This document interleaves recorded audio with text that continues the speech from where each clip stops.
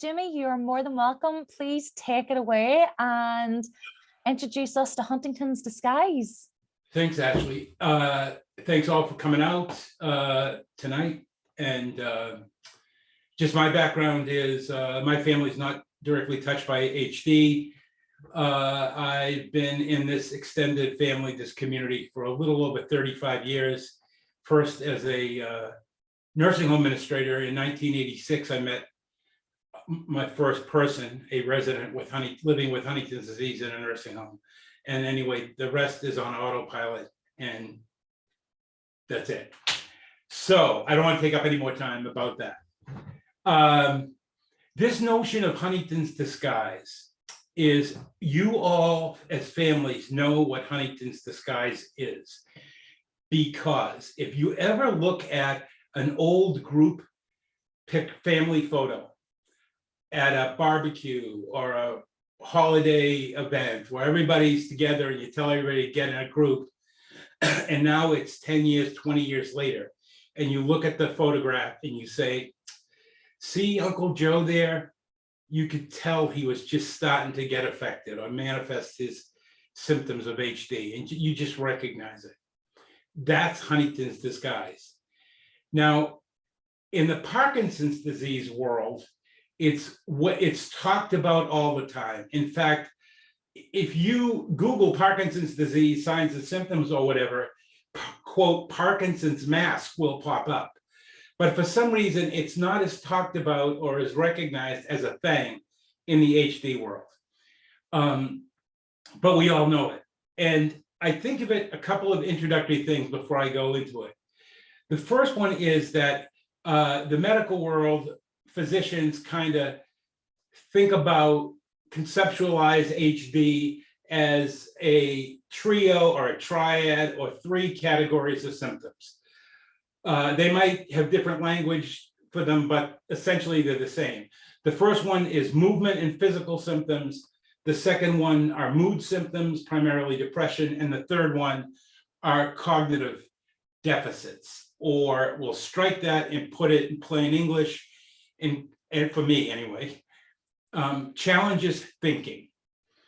So Huntington's disguise takes some from column A, the movement physical stuff, some of the signs and symptoms, and takes a couple from column C, if you will, the challenges thinking, puts them together, shakes them all up, and you get this notion of Huntington's disguise. I also think of it this way. You will recognize, you'll recognize this comedy tragedy, these masks, which you can buy now, you know, and I don't know what chain stores you have over your way, but you know, it's decorative wall hangings and everything. And they started out in the ancient Greek theater for the actors to use in these mammoth amphitheaters.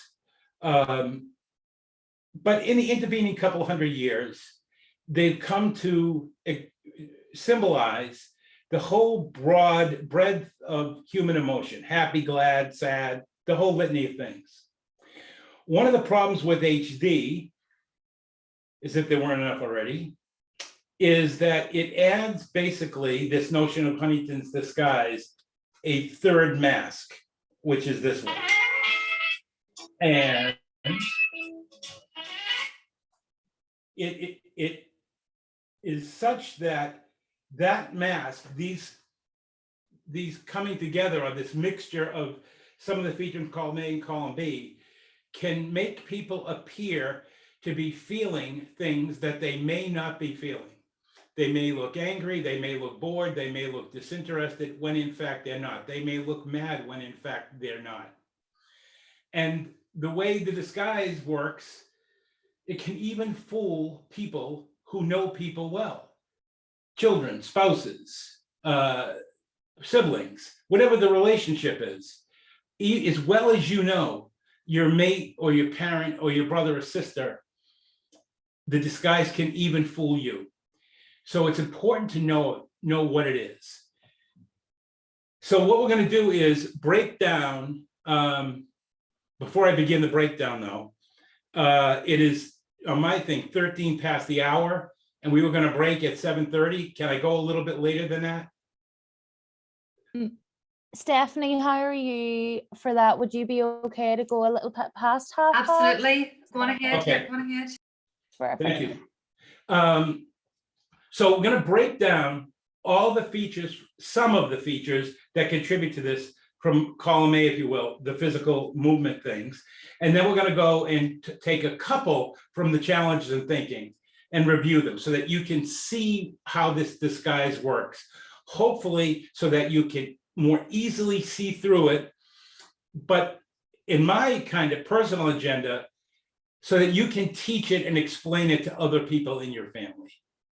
Okay, so that's that. So we will begin. The first one from column A, if you will, the physical movement related features, is this notion of just a flat face, flat facial appearance like this. Not angry, not sad, not just flat. Neutral, bland, just like this. There are many, many contributors to this. If you ask a neurologist, you're going to get several options of what it could be. The etiology of it is complex. But I'm going to take one, just one out of many. And I want to point that out, just one out of many, because I want to do this with clinical integrity. And that is that a lot of people might, not a lot, but some people might have just a generalized weakness in the muscles of their face from changes in muscle tone or dystonia. So let's just say weakness in the face, although it can be a whole lot of other things. So element number one is just this. Again, key point, it's not sad or disinterested, it's just this for clinical reasons. The second feature is that this notion of motor impersistence. Now, I'm going to presume that a significant number of people have never heard the term motor impersistence because it's not widely talked about. It's really an important one in HD. But anyway, if I hold this can, I'm speaking to you. I'm not consciously thinking, Jesus, Jimmy, hold that can. Make sure those contractions in your fingers and your thumb and palm, whatever else contributes to that grasp. Make sure you're doing that while you speak with these folks and stay on task. I mean, my brain's doing the work for me. It's said that those grasps, those contractions that make up that grasp are said to persist. If they didn't persist, then I would drop the can and it said that they impersist. Not willfully, it's a neurologic thing, motor impersistence. You can't maintain those contractions. Now, this notion is not new to you, whether you know it or not, but a lot of times if you've had a neurological exam yourself, unrelated or related to Huntington's disease, or if you've taken one of your kids or grandkids to the pediatrician for an exam, you might have been told to, or had them been told to by the physician, stick out their tongue. Or stick out their tongue and hold it. There's a bunch of things that docs are talking that are looking for in that, but one of them is motor impersistence, that you can maintain that position. When in medical schools, doctors will tell you they learned about motor impersistence, and it was referred to as milkmaid's grasp.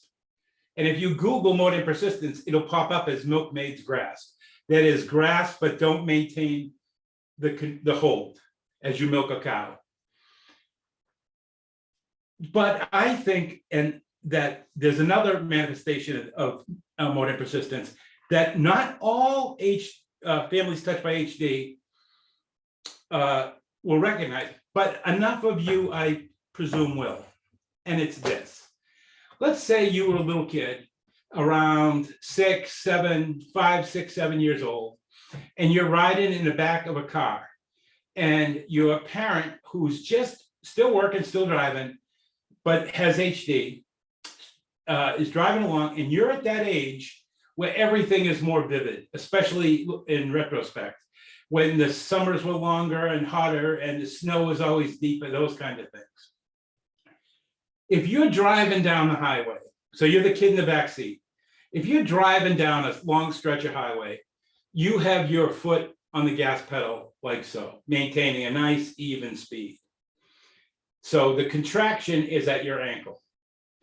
Over time, not as sudden, but over time, it backs off and you realize that you're not going as fast as you probably should, and you just bring it back up to speed. And then over time, it comes back up. Again, not dramatically, but just creeps back up. And again, you're aware of it, you realize it, and you bring it back up to speed. Like this. This is what I'm talking about. Foot on the gas pedal. If you're the kid in the back seat where everything's more vivid, you may think of it or recall it as, gee, driving with mom used to feel like, whoa, like that.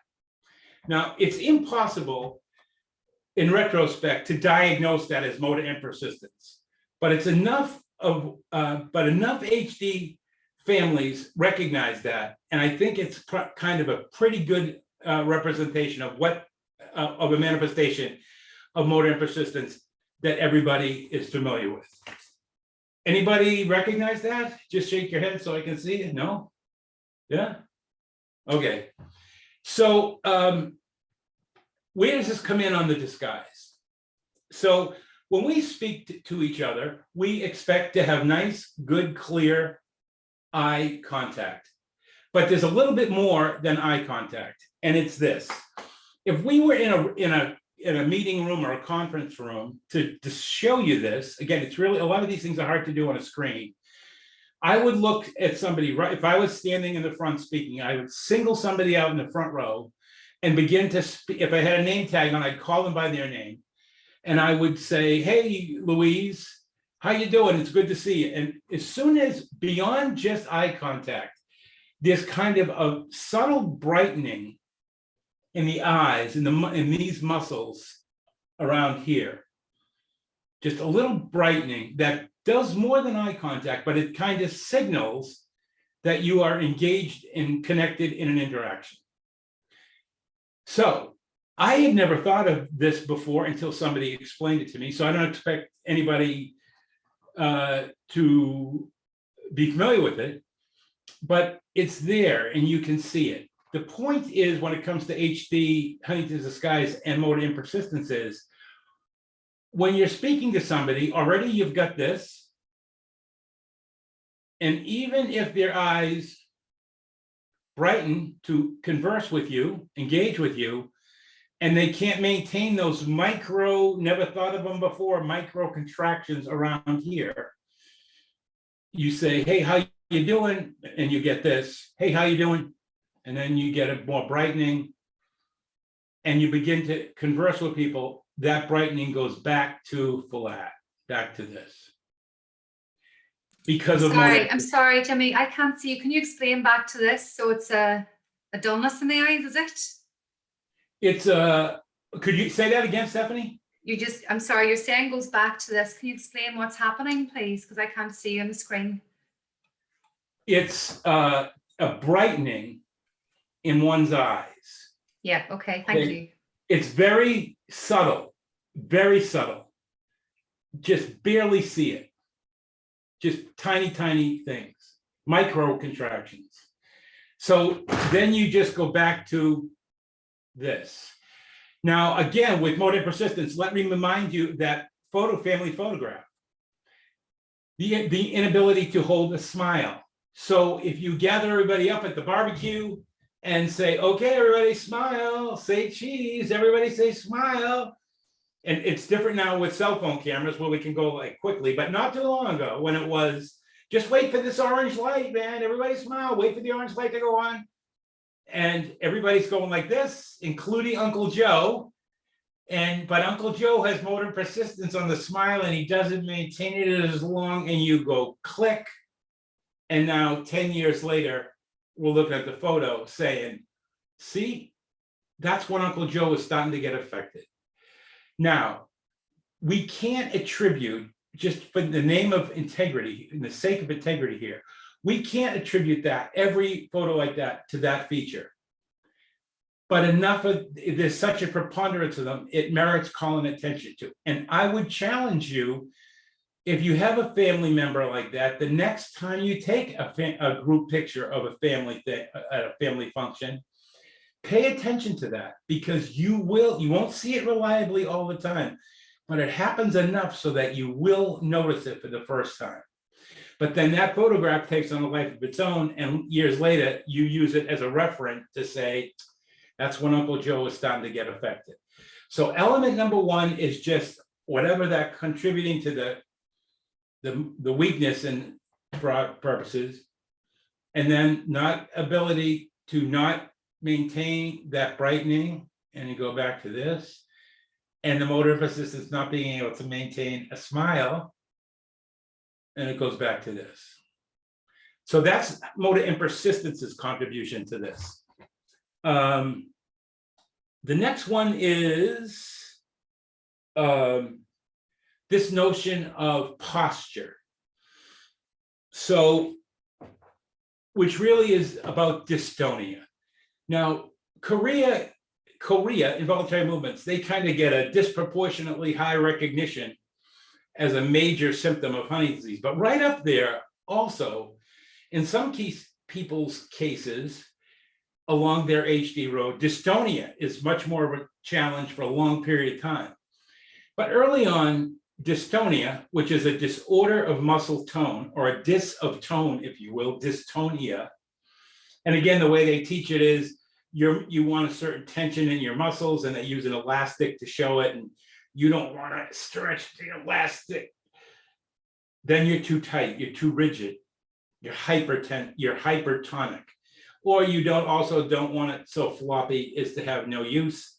That's low hypotonic. You want the old Goldilocks thing, not too much, not too little, just the right amount of tension. So HD creates all kinds of problems with dystonia or muscle tone. One of the primary manifestations, and one of the earlier manifestations of dystonia in folks who are walking their HD roads, is that it changes their posture. Now, there's no typical HD posture. Different people's posture is affected in different ways. You can have people who might be tight on one side of their trunk and loose on another, so they kind of list a little to one side or the other, or their trunk may be twisted a little. Or if they're walking, and I know I want to do it anyway, but it's hard to show on this little screen, but some people come up on their toes and lean forward. And as they are walking towards a wall, it looks like they're going to crash, and they don't usually. Some people lean back on their feet. There's all kinds of postural changes caused by dystonia. But in terms of the disguise,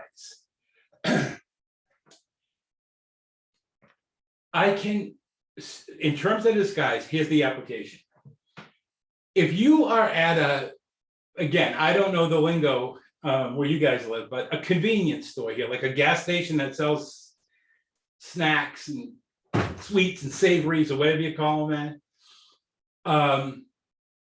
If you are there and you're third or fourth in line, and the clerk or clerk behind the counter, you're watching as you approach to have this pay for whatever, you're just kind of sizing up this young person, let's say, and seems like a pleasant fellow. You're just kind of waiting. Whatever that first impression is of you sizing up this person and what this interaction is going to be like, I can change it by just change your kind of assessment or anticipation of what interacting with this person is going to be like, just by changing my posture a little tiny bit. So again, if you're in line and you see me, we've never met before, and I'm just like this, doing whatever I'm doing, and you anticipate you're about to interact with me, I can change it by just changing my posture a little, by just going like this. Now, I don't know what it's like in Northern Ireland, but here in Boston, we see this, we're thinking attitude, and just based on somebody's posture. So you can start to see an accumulation of stuff where now this person, let's say it's Uncle Joe, you get this and you get this. None of this is an indicator that Uncle Joe feels any differently than you do, but the signals you're getting based on his appearance are this. So you can start to see how these things get layered one on top of another to create some possible misperceptions of what he's thinking or feeling. Another one is this, and it's that now I'm 69, and for the last couple of years I go for my regular checkup and with my physician, and they'll now begin to take my height. They didn't ever take my height when I was in my 30s, 40s, or 50s, but in my 60s they do. And the medical person will say, okay, stand over here and now stand against the wall, Jim. And I'll stand against the wall, and they will say, no, get up against the wall.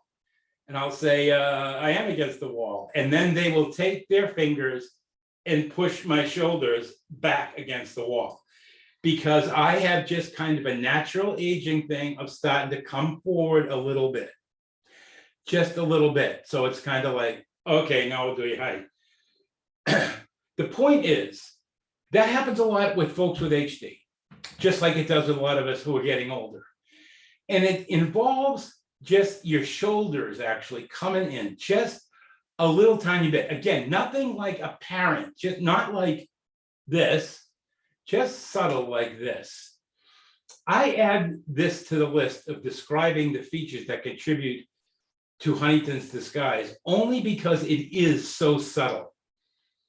It's a really minor one, but all the other ones are relatively minor too. It's the accumulation of features. But this one here, when your shoulders come in just a little bit, if you just do it subtly, it also brings your head down just a little bit. Not a lot. If you wear glasses, it might be one of those moments to go like that to get your upper part of your frame out of your eye, field of vision, just a little tiny bit. So again, this postural change, head down just a little tiny bit.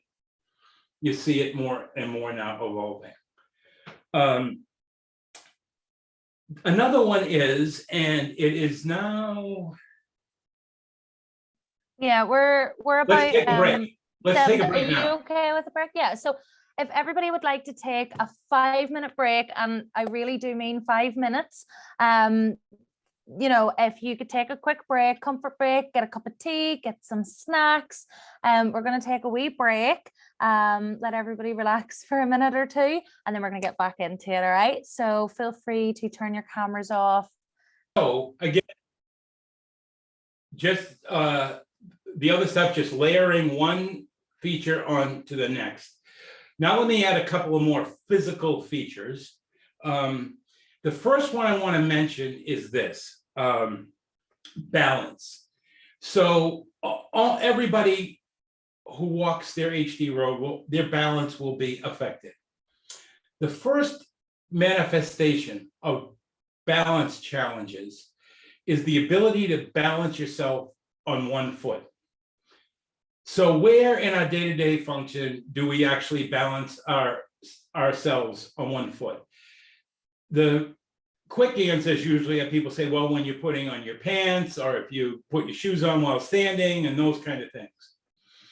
But there's another one that's really important, and that is when you stand up, when you stand or sit, primarily sit, whether you're sitting on a chair, whether you're sitting, getting into bed, whether you're getting on to a toilet.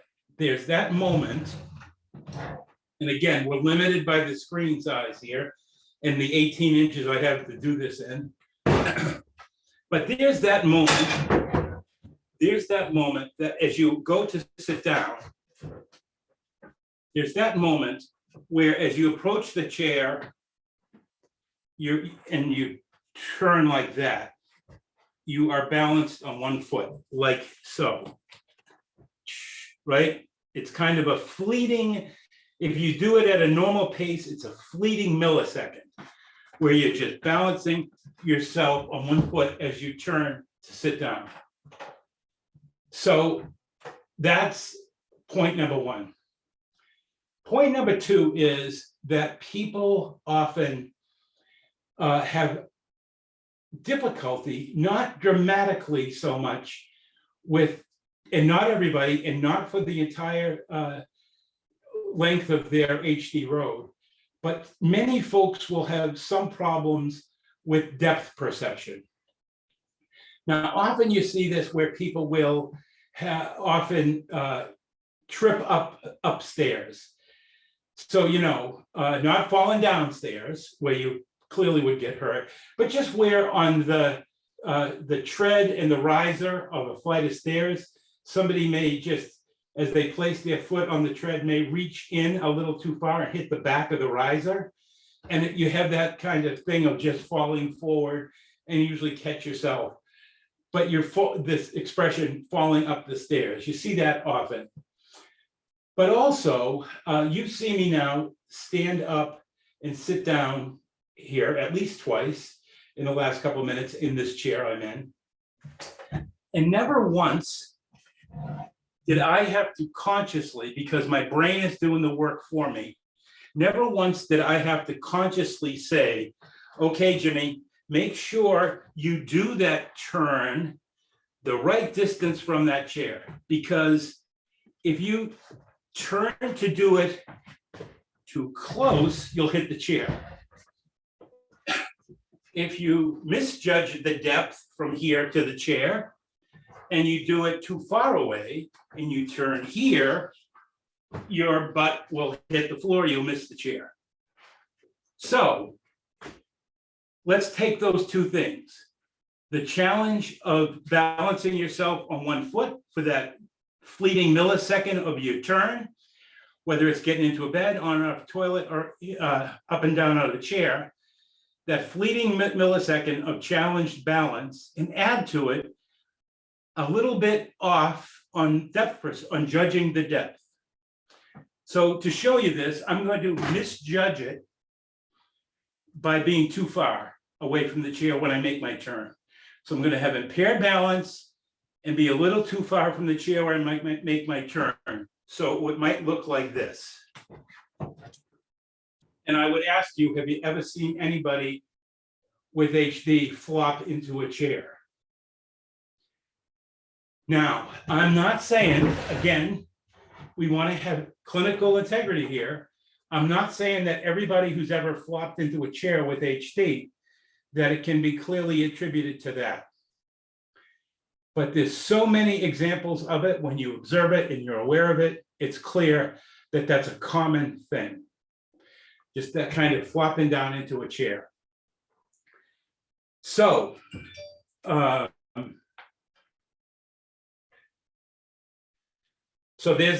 that one. So let's say, you see Uncle Joe, let's say you're a friend of Uncle Joe's and you bump into him at the store and you say, Joe, I got 5 minutes. Sit down. I haven't seen you since we got out of school. How you doing, man? Sit down. We got 5 minutes. And Uncle Joe is, let's presume, is as excited to see his buddy as his buddy is to see him. But his buddy's already starting to get this. And he sits down. He says, hey, sit down, Joe. And Joe says, gets this. Again, you start seeing all these things accumulate. Now, keeping back with flopping into a chair, there is also the notion from dystonia of when you are seated, your central nervous system is always working, man, if you're alive. And that dystonic stuff is there. Those dystonic challenges, dystonia challenges are there. So if you're seated, especially on not a cloth chair, but like this chair I'm in is wooden or a vinyl chair, makes it more pronounced. You tend to always be leaning. And what you can't see here on the screen is my pelvis is sliding forward as I speak, which kind of gives you a certain impression. Like as I look at the screen at all of you guys, if I started seeing all or one or two of you going like this, please don't do this as a joke, I would be crushed. But if I started seeing people like this, I would start saying, first I'd look at the clock and say, man, you've lost these people, you're putting them to sleep. Let's expedite this one and get it on the road, get the hell out of here. I'm boring them to death, you know, based on this. But all of those all those things are indications of, again, a layering, a bunch of symptoms or signs of HD. So that's the balance plus depth perception, flopping into a chair, kind of leaning out and sliding down. In the old day, well, for brevity, I won't go down that road. Another one I want to talk about is this notion of modulating force. So modulating force of movements, again, here's my can, my brain's doing the work for me, and I am holding this can, don't have to think about it, and my hands, my fingers and thumb and whatever goes into the grasp of the can, I don't have to consciously say, Jimmy, be sure you use the right amount of force with that can. Because if you don't, you're speaking in front of these people and you'll drop the can if there's not enough force. On the other end, if I hold the can and have too much force, I would crush the can. Think of it as a plastic cup or a styrofoam cup, you'd have problems. But the point is that a lot of times, in a number of different ways, folks who are walking their HD roads have a difficult time judging the middle amount of force. The Goldilocks principle, as they say, not too much, not too little, just right amount of force to hold that can. So we see this a lot in HD, and you've seen me get up and down out of the chair several times now for those other demonstrations. But every time I got up, I never had to consciously think about how much force I had to use in my thighs and calves to lift myself out of the chair. If I had too little, I couldn't lift myself against gravity. And if I had too much force, I would give you the appearance of leaping out of a chair, which, by the way, it's not common, but some of you might have seen people have that appearance of leaping out of the chair. There are other contributors to that, mainly due to the design of chairs, but we won't go into that.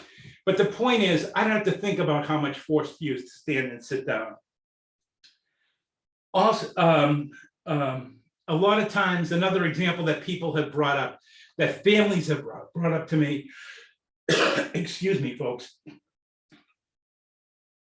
that families have brought up to me as a real life example of this is somebody says they're sitting there on their computer and they say to their spouse or their mate, could you shut the door as you leave, just go as you're going out?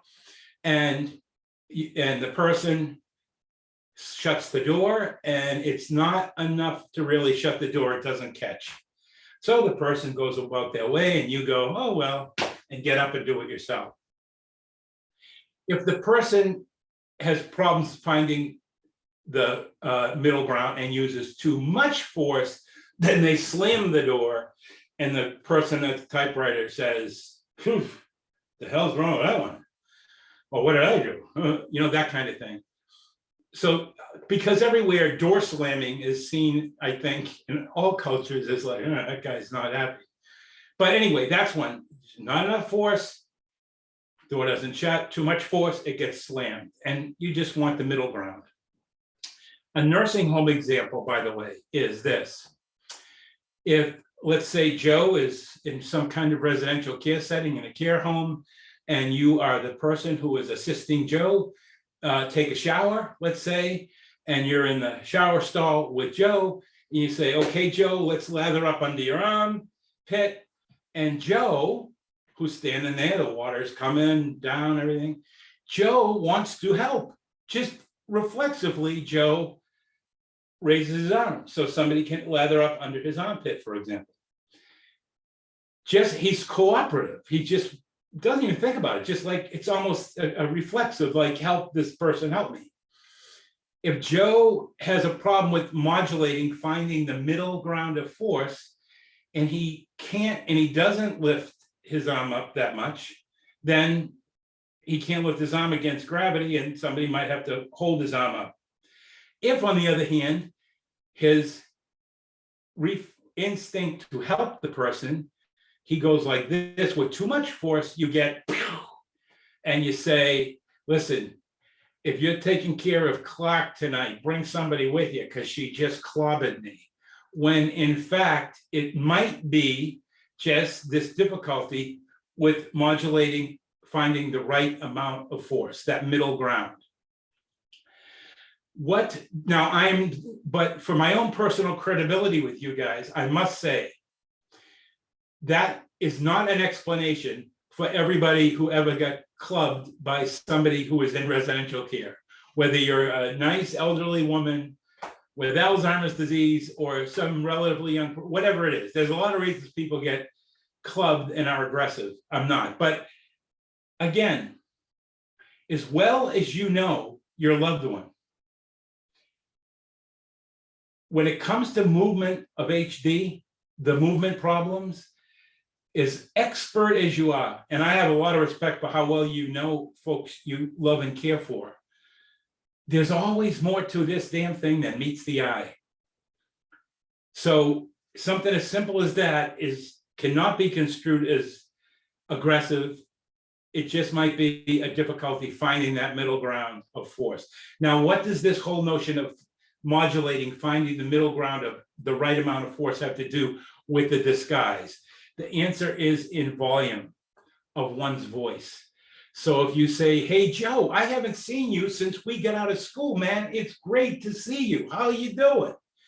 And if Joe answers with too little volume, he'll say, I'm really good, man. Right? And you start going, Or with too much volume, hey, Joe, how you doing? It's great to see you, man. I'm really great. Right? Ugh. Joe, I don't have as much time as I thought. I'll see you later, man. I hope it's not as long next time. So you see those kind of, again, just a quick smile, don't hold it. Postural change, sit down, flop in your chair. What have you been doing, Joe? I'm great, you know, or I'm really great. It's just all those kind of signs. If we saw that in any other adult, in our experience, our own experience from childhood to adolescence to adulthood, we could make the reasonable assumption, that that person is disinterested or angry or bored or whatever, fill in the blank. But among the long list of problems and challenges of HD, this is just one more of them. That Joe may be just as excited to see his friend, but the confluence of these things coming together creates an impression that may not reflect what Joe's actually feeling or thinking. So those are now, these are not just the only features that contribute to the disguise. There's lots more of them. But just for the telling or the sake of this kind of talk, that's enough of the physical features, I think, to try to make the point. But let me now go back to, as I said in the beginning, to column C and just pick two features to add to the mix. The first one is this notion that because that so many neurons aren't firing efficiently, it creates delay in processing information. everything gets slowed down. Not necessarily slow, but it's always slower. It's like aging. It creeps along. You don't notice it, man. But HD clearly is a more rapid slope than aging, but it's equally as slow so that you don't see changes day to day, a week to week, or even month to month. But slower thinking, slower processing information contributes most importantly, I think, in our lives in delays in conversations. So almost all of the conversations we have in our adult lives are just high-paced because we live in high-paced cultures. And your interactions with people are bum, bum, bum, bum, bum, bum, bum, bum. If you're paying for gas at the gas station with the clerk that I was talking about, bum, bum, bum, bum, bum, bum. Yeah, have a good day. Yeah, it's gonna rain today. Yeah, that kind of stuff, back and forth. That is because the two people in the exchange, if you will, don't have processing delays. If one person has a processing delay, then you never get that rapid back and forth. One person is slower. So you say, hey, Joe, how are you? Good. What have you been doing? I'm retired. Do you ever get married, man? Yes. That kind of thing. Content is there, but that delay on this side is present. And here's my archetypal story, my aha moment, and I am aware of the time, was this. I was once having this conversation with a guy well down his HD road. His name was Tony. And he was telling me about his family and asking me about my family. And I had known him for a long time. But for some reason, we finally got around to talking to one another. And the content of the conversation was very warm. He was telling me about his daughter, Andrea. And I was saying things like, how many kids do you have? How many girls? How many boys? How old is she? Do I know her? Does she visit you often? I might have met her before. What does she look like? Is she the one who you have the picture on your bureau of, with the ribbons in her hair as a little girl? Oh, that kind of stuff. Just the kind of warm stuff that people talk about. So I'm having this conversation with Tony, and probably the elapsed time of it was 12, 15 minutes. It was a long chat. And as warm as the content was, I could also tell that I was irritating him. It was easy in one way to see why I was irritating him, because we both would begin to speak at precisely the same moment, which happens often in life, right? Only one of us will go, no, go ahead. And then that person just continues without missing a beat. I did that to him 2 or 3 times. So many times, so much so that I apologized. It's like, Tony, I'm sorry I keep stepping on your words, man. As the conversation went on, again, he was both warm, he was keeping it going by asking me about my family, willingly answering my questions. So again, there was a warmth to it, but at the same time, coexistent simultaneously, I could tell that I was annoying him by doing those kind of things.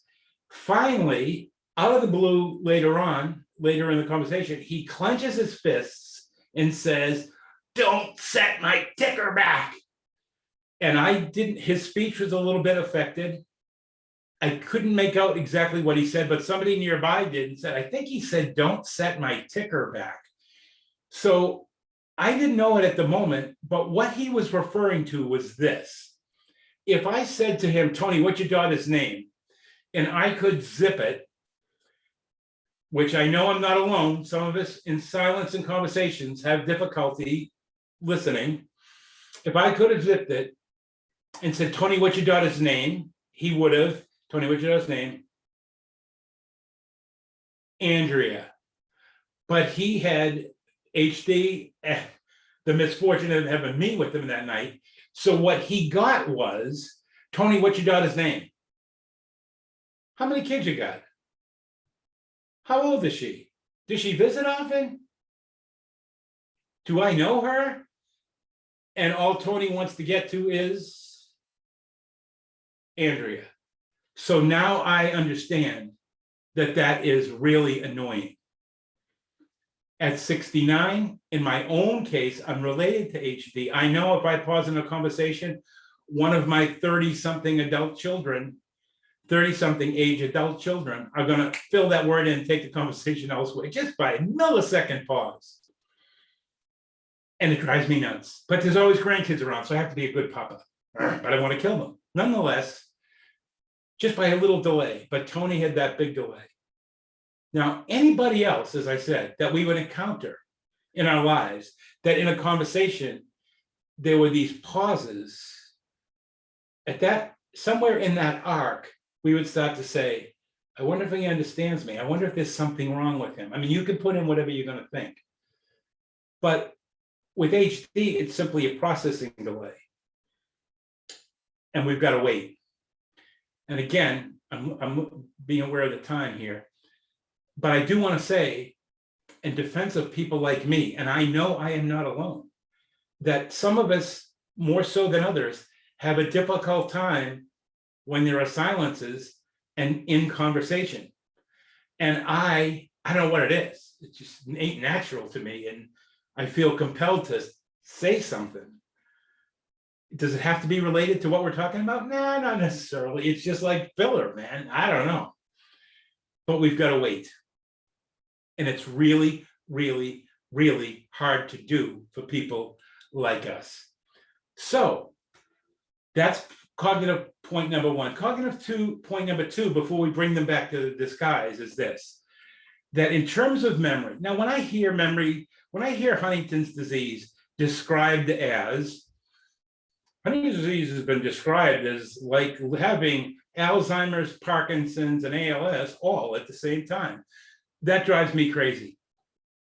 I won't go down that road, but I will say that anytime people invoke Alzheimer's disease in comparing it to Huntington's disease, I don't think anybody's doing anybody a service, especially if you're at risk or looking ahead to possibly have an HD or having it, because you are not going to lose your entire memory like the poor souls who have Alzheimer's disease.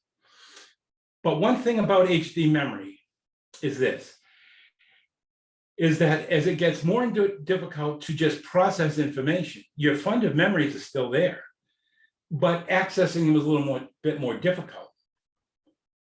And it's to oversimplify human memory. And again, all over the world today, there's probably bazillions of people who are getting PhDs in studying human memory. But to grossly oversimplify it for this talk, think of two kinds of memory: recognition and recall. So the way we talk about this is people tend to come, we all tend to come hardwired to prefer recognizing something over recalling it.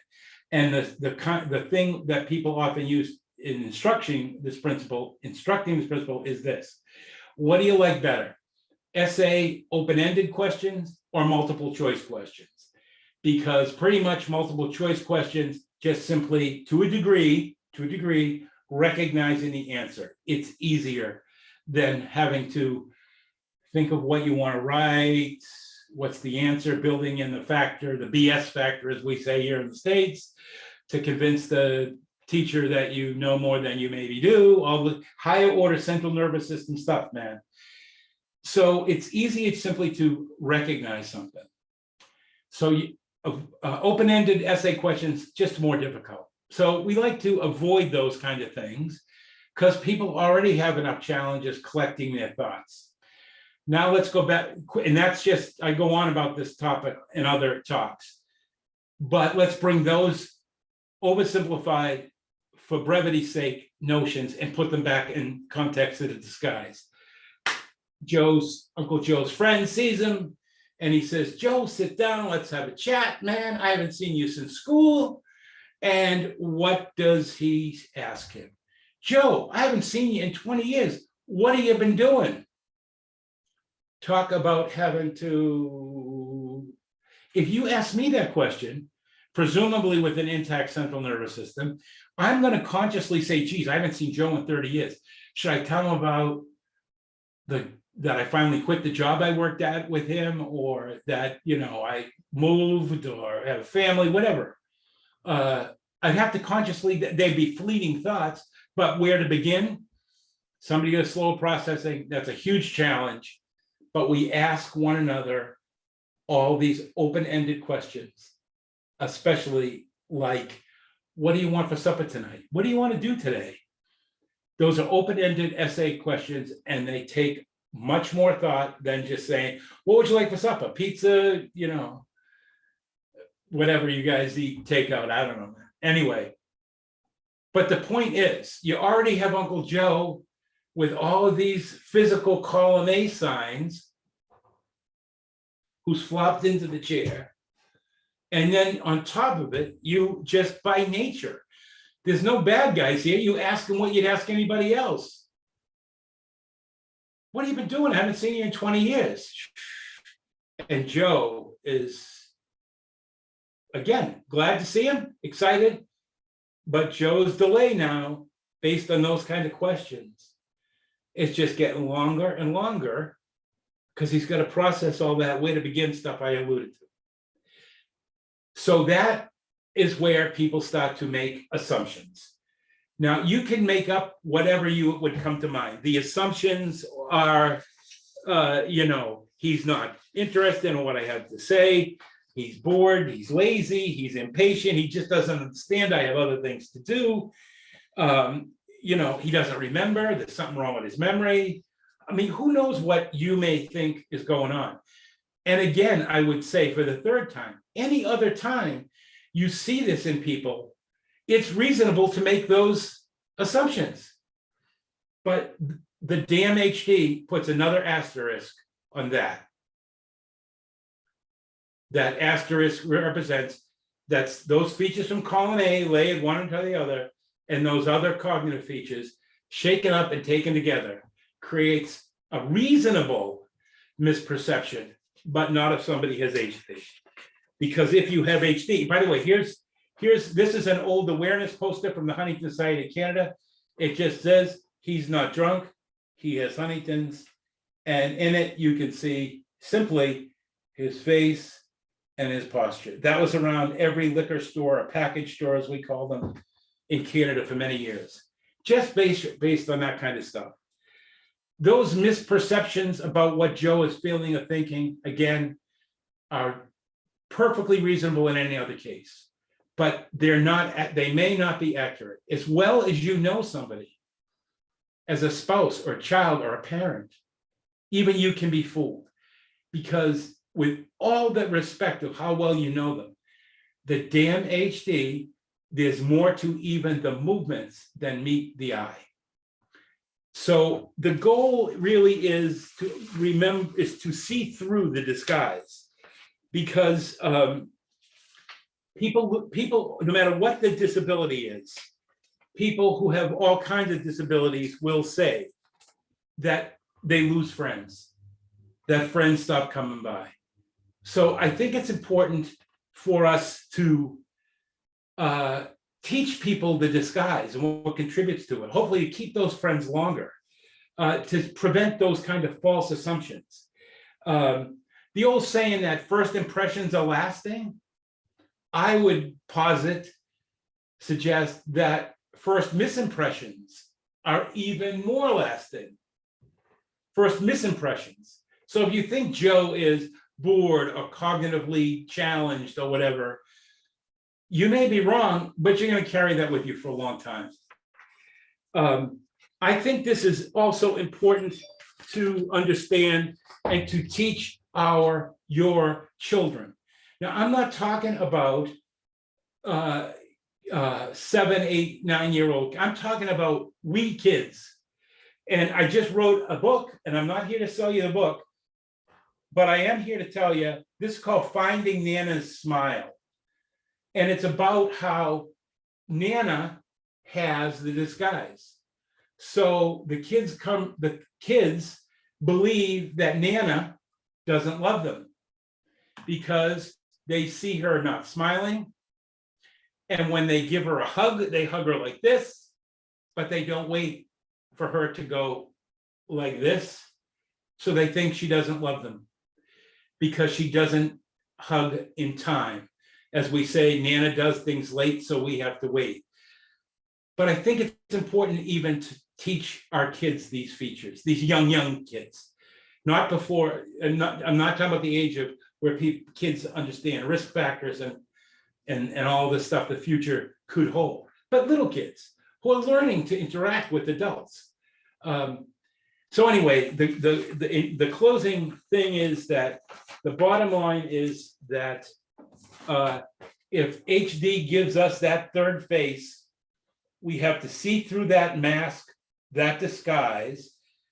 We have to teach it, just like the Parkinson's disease community does, because the thoughts and feelings and love of people with HD is still embodied by just those two that represent all humans, all people, not just those without HD. That's it. That's it for me. Thanks for listening, man. Thank you so very much, Jimmy. That was absolutely